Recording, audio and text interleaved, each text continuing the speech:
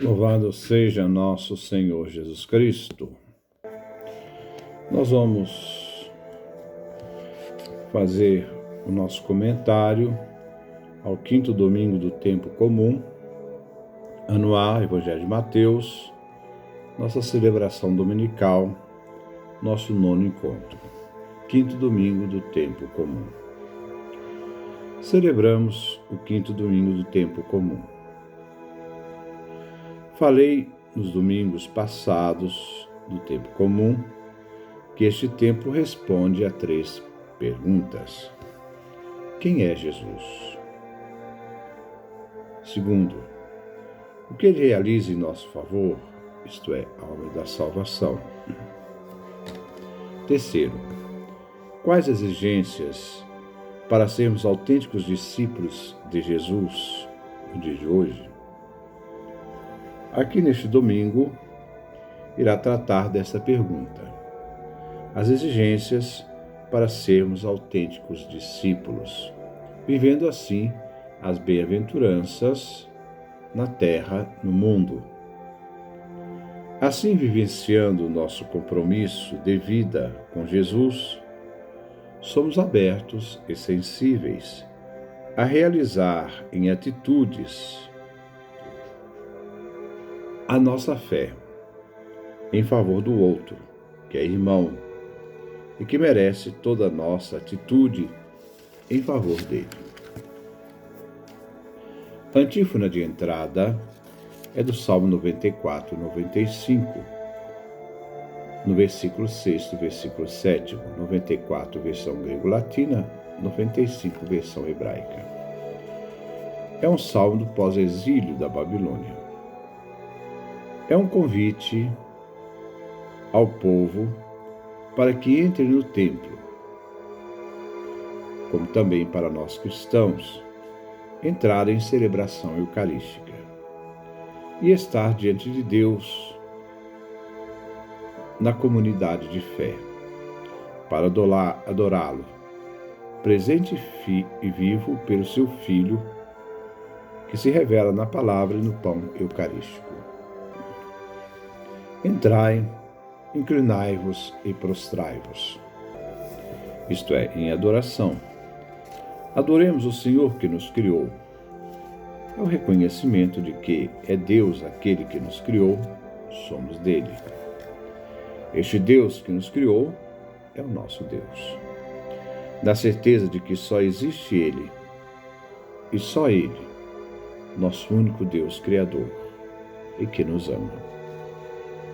A primeira leitura é tirada do profeta Isaías, capítulo 58, do versículo 7 ao 10. Essa leitura pertence ao que chamamos terceiro Isaías. O terceiro Isaías vai do capítulo 55 até o capítulo 65. Essa parte do livro foi escrita depois do exílio da Babilônia, quando Ciro, o rei da Pérsia, venceu a Babilônia e permitiu que o povo de Deus retornasse à terra prometida a Israel e reconstruísse suas cidades, como Jerusalém e o Templo, que haviam sido destruídos pelos babilônios. Foram 52 anos de exílio. O povo de Israel devia recomeçar tudo e devia reconstruir não só as cidades, mas também as relações humanas com o povo escolhido, para criar uma sociedade mais justa, partindo dos mais frágeis. As normas aqui partem, isto é, repercutem em nós através de Jesus Cristo, que nos chama a sermos justos com o próximo, até a radicalização da lei como plenitude. Jesus veio para plenificar a lei. Mateus capítulo 5, versículo 17 a 48. O profeta Isaías fala de atitudes que devem ser tomadas diante dos necessitados. Ao voltar o povo do exílio, muitos voltam na pobreza, vulneráveis. São poucos os ricos. pois quando foram para o exílio perderam tudo. E a grande maioria, que havia se tornado escravo, agora voltam. Essas atitudes trazem recompensa pela gratuidade de um amor para com o próximo. E a bênção divina, que acumula de graças, justamente por ajudar aqueles que nada têm. Repartir o pão com o faminto. Acolher em casa os pobres e peregrinos que chegavam do exílio. O que Deus realiza com seu povo? O povo deve agir conforme Deus, que a ninguém abandona. Ele faz justiça aos oprimidos, dá o pão àqueles que têm fome. O Senhor solta os prisioneiros, isto é, aqueles que estavam no exílio. O Senhor abre os olhos aos cegos. O Senhor levanta os que fraquejam. O Senhor ama os justos, que são tementes a Deus e observadores da lei, do Código da Aliança. O Senhor protege os migrantes. Ele dá o pão ao órfão e à viúva, mas confunde os passos dos maus. Salmo 146, versão hebraica, 145, versão grego-latina. Como São Paulo nos ensina na carta aos Romanos, capítulo 12 e 20. São atitudes diante daquele que volta na pobreza e deve ser resgatado pela comunidade em sua dignidade. É o irmão que volta. Quando encontrares o nu, cobre-o e não desprezes. Nele, a tua carne, porque somos feitos do mesmo barro, revestidos de dignidades. As atitudes que encontram de Deus, que diante da luz daquele que age com amor para com o próximo, Deus dará saúde e salvação. Deus acompanhará este que age na caridade. Ele será atendido prontamente. A renovação se encontra em transformar todos os instrumentos de guerra e também em as linguagens destrutivas, fazendo com que a luz que está dentro dele vença as trevas, que brilhará como o meio-dia. O bem transforma e faz a luz interior que brilha. Ao acolher o coração, de coração aberto ao indigente e prestar socorro aos necessitados, assim, aquele que age desse jeito será luz, brilhará a luz interior dentro dele. O Salmo responsorial é o Salmo 111 e 112. 111 da versão grego-latina, 112 versão hebraica. E é do pós-exílio da Babilônia. É um salmo que fala sobre as bem-aventuranças do justo. Elogia esta primeira estrofe a virtude da caridade na sua relação com o próximo. O justo é compassivo com o necessitado. Dispõe de seus bens a fim de aliviar as necessidades do seu próximo, sem visar vantagens pessoais. E que administra seus negócios segundo as exigências da lei, um compromisso moral, e que ajuda os carentes em suas necessidades mais elementares. A segunda estrofe, vemos os benefícios prometidos à pessoa caridosa que pratica a caridade fraterna.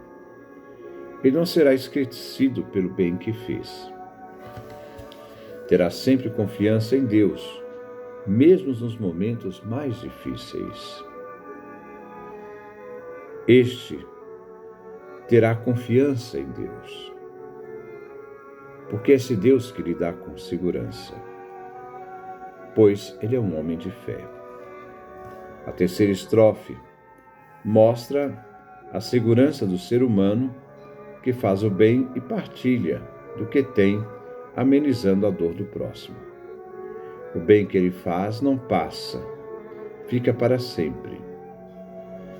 Isto é revelado nele, pelo bem que faz, a sua glória e seu poder, a sua boa fama. E por isso diz o refrão: uma luz brilha nas trevas para o justo, permanece para sempre o bem que fez. A segunda leitura é tirada da primeira carta de São Paulo aos Coríntios, capítulo 2, versículo de 1 a 5. Neste mundo, a eloquência, discursos persuasivos e a sabedoria humana, as filosofias, dão valor a quem as possui e as usam para persuadir, exercendo essa sabedoria com o poder de dominar e não de servir. Mas Paulo é o anunciador do Evangelho. Ele não despreza essa sabedoria, mas tem consciência que deve desaparecer diante da mensagem anunciada do Evangelho. Só o poder do Espírito Santo e a força da cruz podem converter os corações. Paulo era um homem instruído, formado na escola de Gamaliel, era versado nas leis, mas tudo ele considerou como lixo para ter Jesus. Ele diz: tudo que eu considerava uma perda, tudo eu considero uma perda diante do bem superior, que é o conhecimento do meu Senhor Jesus Cristo. Considero tudo como lixo, a fim de ganhar a Cristo. Filipenses, capítulo 3, versículo 8. Quer dizer, toda essa sabedoria é nada diante do Cristo, diante de Jesus, da fé em Jesus e da entrega da vida a Jesus. E com esta força que Paulo chegou a Corinto. Estava enfermo, fraco. E encontra em Cristo sua força para anunciar o Evangelho a esta igreja de Corinto. Ele é o fundador desta igreja. É com esta graça que ele diz: entre vós não julgueis saber coisa alguma, a não ser Jesus Cristo e este crucificado. O Evangelho veio tirado de São Mateus, capítulo 5, versículo 13 a 16. O texto é a continuação do discurso da montanha, das bem-aventuranças. A exigência dos discípulos em seguir os passos de Jesus Mestre faz com que eles devem se tornar sal da terra, luz do mundo. Aquele que vive as bem-aventuranças se torna a imagem perfeita de Cristo Jesus. Se torna assim sal da terra. O sal é um tempero. Daí vem a palavra temperança. A virtude da temperança vem de tempero. Como os alimentos precisam de sal para temperar, a terra, isto é, precisa deste tempero. A terra, a humanidade. Se os cristãos forem pobres em espírito, mansos, limpos de coração, portadores da paz e alegres na perseguição, serão tempero, sal, para revigorar a terra. Isto é, a humanidade. Se o cristão, como sal, se desvirtuar, sair do caminho, adverte Jesus, com que salgará? Se o discípulo distorce sua vocação, ele enfraquece no caminho de Deus e será desprezado, jogado fora e ser pisado pelos homens. Como sal, agora os cristãos são chamados também a ser luz, que vence as trevas do mundo. Os discípulos de Jesus, os bem-aventurados, são chamados a fazer da luz para irradiar no mundo essa luz de Jesus. Jesus compara o discípulo à luz de uma cidade situada no alto de um monte, visível a todos. Os discípulos que têm fome e sede de justiça se tornam luz no mundo. Os discípulos vivos levarão a vida, a luz dentro de si. A dona de casa acende a luz para iluminar a casa. A função da luz é iluminar. Não se esconde. A casa também pode se referir à igreja, comunidade dos discípulos, que deve ser iluminada pela luz dos discípulos que ali vivem a sua fé. A luz se manifesta nas boas obras. Luz, que entrava na vida pela fé e se transforma em boas obras. Boas obras é o cristianismo vivido, colocado em prática. Boas obras realizadas não para nos gloriar, mas para que Deus seja glorificado pelo bem feito pelos cristãos, ao iluminar o mundo pela fé e vivência das bem-aventuranças. A vida dos cristãos se torna a glorificação de Deus. A antífona de comunhão é tirada do Salmo 106, 107. 106, versão grego-latina, 107, versão hebraica. Versículos 8 e 9. É um salmo do pós-exílio da Babilônia. Demos graças ao Senhor por sua bondade, por suas maravilhas, em favor dos homens. Deu de beber aos que têm sede, alimentou os que têm fome. A comunidade orante se reúne para a Eucaristia, se alimentar do próprio Cristo, que nos deu seu sangue como verdadeira bebida, seu corpo como verdadeira comida. Jesus, o pão da imortalidade. Este é o nosso comentário, que possamos aproveitá-lo bem no domingo, quando formos celebrar a Eucaristia.